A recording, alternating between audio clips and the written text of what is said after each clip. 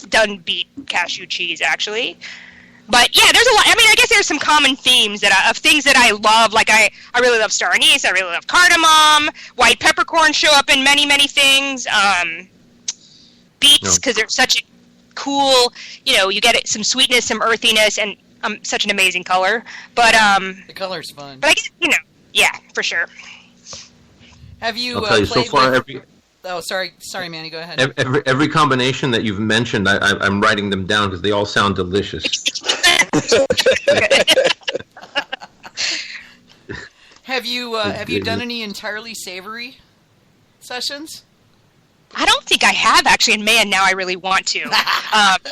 I've had a couple of savories, a couple of savory short meads that were amazing, that I was, like, really skeptical about till I tried them, and then they were just like, oh my god, why did I not think of this? Yes! Well, and we just did, so we did a foraging trip. There's this local guy that actually got arrested for foraging in Central Park in the 80s or something. So but now he got a lot of press, but now he has a legal permit to forage in New York City. So he leads groups. So we got a bunch of homebrewers together and took this foraging trip with him, and we learned about some edible things that grow in New York City, and we're all going to make beverages, and then we're going to serve them all, actually, share them all in a couple of weeks. And I haven't decided, I'm going to make a short mead, but I haven't decided exactly what. And now it makes me, we had 2 different kind of wild mustards, and now it makes me want to go back and do a wild mustard short mead. Ooh.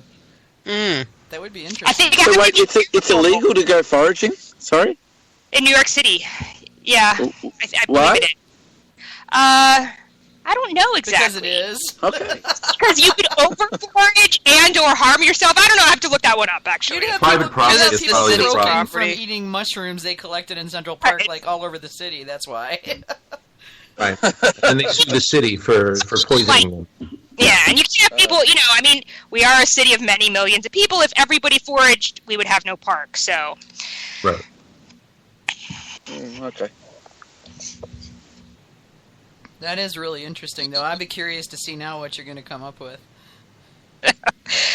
Well, I'm going to make it this weekend, so we'll see. You'll have to tell us about it. I'm probably going to, only because we said you don't have to just make whatever you're going to make with what you forage. It could also be something that we saw along the way or that's native, and then, you could buy it commercially. So I'll probably hit up a local spice shop and get some of the things that are either related or similar to what we, just so, it's, yeah. Have you ever played with black cardamom? I only ask because I'm used to green cardamom. I'm a chai drinker, so I make up my own chai mixes a lot of the time. And, green cardamom is, of course, like an integral part of that. And then I went on a private tour of Dogfish Head with John Talkington. And he took me to places where the tourists don't get taken. And one of those rooms, one of those spaces was the ingredients room, which was like an Alibaba's cave of ingredients. It was like you walking in the room, the smells just about knocked you down. It was so awesome. And they had this big bag of black cardamom, and John pulled up a handful of them, and oh my god, the smell was so good. Oh my god, I'm going to get some when I get home. I'm not home for another 2 weeks yet, but I'm going to get some as soon as I get home, and I'm going to start playing with it. I got several ideas of what I want to do with it. I have not, but I have. But yeah. Yes, I have not, but I actually have. I bought a little jar of black cardamom, I think at Penzies when I was there. Okay. And I haven't used it yet, but I've been wanting to because it's kind of smoky. It is really it's like smoky. Really like earthy and like kind of, yeah. It's got this dark sort of mysterious thing going on. Yes. That was my first impression. And they had whole beans there, and oh my god, those were really smoky. I'm going to go on the hunt for the whole beans. And then grind them up myself, because I've got a spice grinder at home that I use for my chai. And, yeah, like that's what I think that's what I have are the whole beans. They're not. Okay. It's not powder. It's like. Oh, cool. Yeah.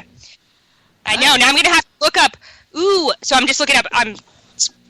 Basmati rice with black cardamom and lime. So black cardamom lime short mead might be really nice. Ooh, yeah. Ooh. Oh, that would be amazing. Now I'm going to have to... leave the rice out.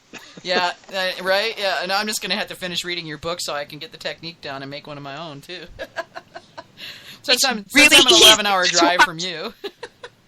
Yes. Yeah, I bought your book about 2 weeks ago, and I haven't had the opportunity to sit down and read the thing. It's like sitting here looking at me. Yeah, writing a book it was a painful process, I'll admit. I probably will never write another one, but I'm super proud of it, and I actually do.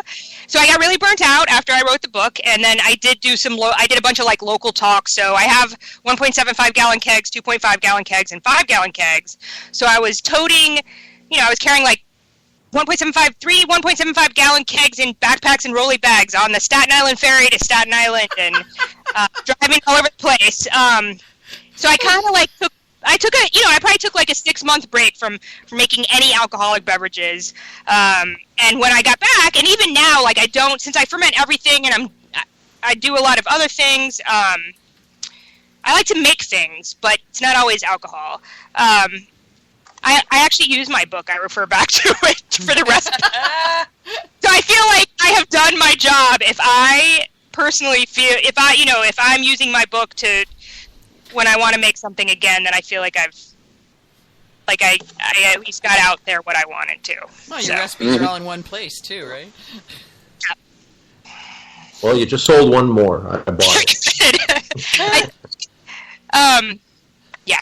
So the book, I think, if I want to go back to like kind of how that came about, one of the things that, so I was president of the New York City Brewers Guild for a year, and one of the things that I would always be asked is, people would come up to me and say, "Oh man, I'd love to start homebrewing, but I live in a 225 square foot apartment, or I live in an apartment with 3 roommates, or whatever. I work 2 jobs," and a lot of people don't have time to homebrew or to space, and so that is another reason why I kind of continued on with these, short meads and some of these other beverages like SEMA. There's a lot of beverages that I feel like, these sessionable beverages that are all related. Basically, they're, as long as you have sugar, you can ferment it, or as long as it has sugar, you can ferment it.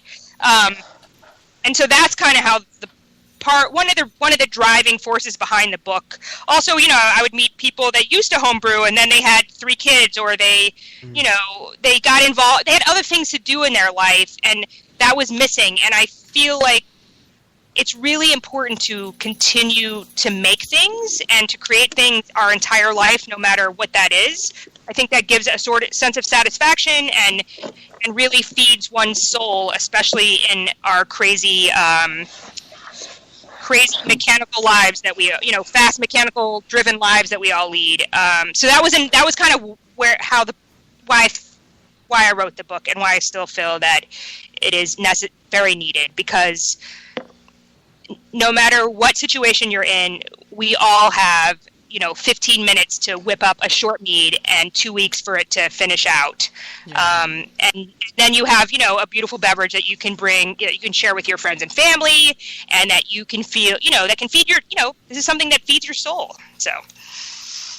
It really does, yeah. I mean, that's what I've been not able to make meads for like almost 2 years now, because between busy and I live in North Carolina, where you get like maybe 2 months of being able to make mead without having to worry about temperature swings. Yes. Yep. And it's I just kind of stopped trying after a while, because I just never seemed to be able to either A, find the time, or B, when I did have the time, it wasn't the right season. So. Yeah. Yep. And it's a lot easier. There's ways, if you're making a gallon or 2 of whatever you're making, like there's a lot of that's a pretty reasonable size to be able to temperature control, either through a swamp bath or like I live in a crazy loft now in Williamsburg, Brooklyn, and we had no heat for a year. We don't have any AC right now. We do have 4 chest freezers because I ended up marrying a brewer. But they're packed with all kinds of crap that's not carboys. So oh God, what kind of freezer is that? I know. Well, yeah. One has my cashmere wool sweaters, because we have a moth problem. The other is full of bottles. We have multiple bottle, fridges now. But anyway. Frozen sweaters. I like yes. It's a good alternative to use for the chest freezer when you don't have anything fermenting. But there's a lot of ways that you can rig up temperature control for small vessels pretty easily. Yeah. So especially if you're doing something that that only takes a week and a half, 2 weeks. You don't if you're not babysitting it for 4 to 6 weeks, then Yeah. You have more flexibility. Definitely. Yeah, I could see for 2 weeks that would be so much easier. I mean, I'm going to be getting a chest freezer because I got tired of meats getting ruined by temperature swings because I was too lazy to buy a chest freezer. And, yeah. Well, it was always like, oh, it'll be all right. It's February. Yeah, wrong. It's North Carolina. Mm-hmm. Yeah. So. Yeah. You may not want a chest freezer. You really got to look at your situation, how you're going to do it. If you've got a 5-gallon carboy, it's awful hard to get it in and out of a chest freezer. Very true. Very true. Yeah, the Well, leverage issue. I got around that. I put the straps on them, and I get it in and out easy. I agree. I went to Battle Bottles a while ago, so. There are ways, but they're just heavy. I don't want you to do your back or. Oh heck, I'm gonna be hitting my brew shop and picking up 1 3/4 to 2 gallon fermenters and just get I've got a whole bunch of things on my list, and I'm just gonna knock out a whole bunch of stuff and see what I get. Yep.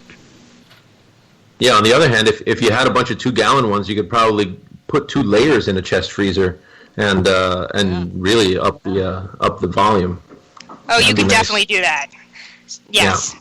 Because when I was writing the book, I was doing a bunch of recipe testing, and I think I had 60 different vessels fermenting at one time. Jeez. From half-gallon to 2-gallon size. So I was like master of rigging shelves in the chest freezers. So what do you use for shelves in a chest freezer? Spare shelves, pieces of wood, little part crates, anything on hand. I would use, random pieces of wood that I found under the couch or whatever. We have a lot of stuff in this. Yeah. I married a guy who's now a pro brewer, so we have a lot of various things that can be used in many ways. Not to mention ingredients that maybe don't cross over easily, but look interesting anyway.